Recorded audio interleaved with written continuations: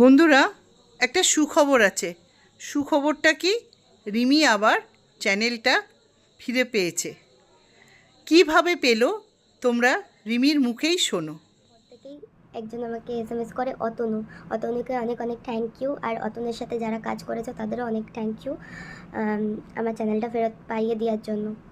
আর চ্যানেলটা আমি শুধুও পাইনি, সেইটুকু নিয়ে তোমাদের বলে দিই যে যদি আমি নকশা করে ডিলিট করতাম কাউকে ফাঁসানোর জন্য, তাহলে আমার এই ব্যালেন্সটা দিতে হতো না।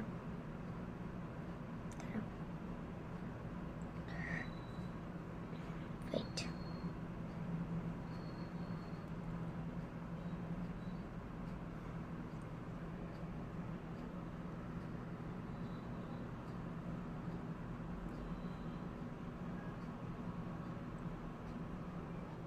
এই ব্যালেন্সটা আমাকে দিতে হতো না। 23,000 টাকা আমি দিয়েছি চ্যানেলটা ফেরত পাওয়ার জন্য। আর টাইমটা আই থিঙ্ক দেখে নিয়েছ কি আছে, সব কিছু আমি দেখিয়ে দিলাম। তো যাই হোক, চ্যানেলটা পাওয়ার জন্য টাকাও খরচা করতে হয়েছে, আর তাদের পরিশ্রমও আছে। কারণ আমি ভুল করে আমার কোনো এক সময় অন্য চ্যানেল, মানে অন্য একটা চ্যানেলের লিঙ্ক দিয়ে দিয়েছিলাম, যেটা কুড়িটা সাবস্ক্রাইবার ছিল। তখন ওরা সেই ডিলিট চ্যানেলটাকে ফেরত আনার পরে তখন আমাকে বলে যে এটা তো ওই চ্যানেলটা না। তো সেই হিসাবে যে কাজ করছিল সে অতটা খাটার পরে বলেছিল আর কাজ করবে না।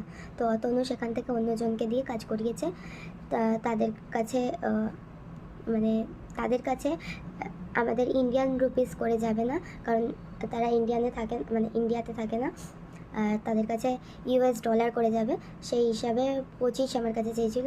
তো ওদের কাছে যেহেতু ওটা আমি তাও কমিয়ে 23-এ এনেছি, 23 আমাকে দিতেও হয়েছে। এই কিছুক্ষণ আগেই আমি পেমেন্ট করলাম। যাই হোক, এইটুকুনি বলার ছিল যে কেউ আমার চ্যানেল ডিলিট করেনি, বা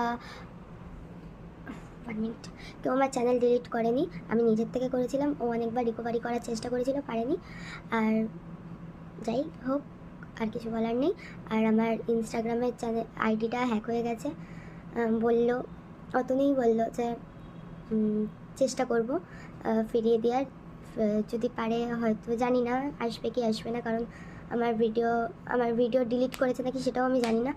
কারণ আমার চ্যানেলটা আইডিটা করে দিয়েছে, আমাকে ব্লক করে দিয়েছে, আর উল্টোপাল্টা ভিডিও ছাড়ছে, আমার নামও চেঞ্জ করে দিয়েছে।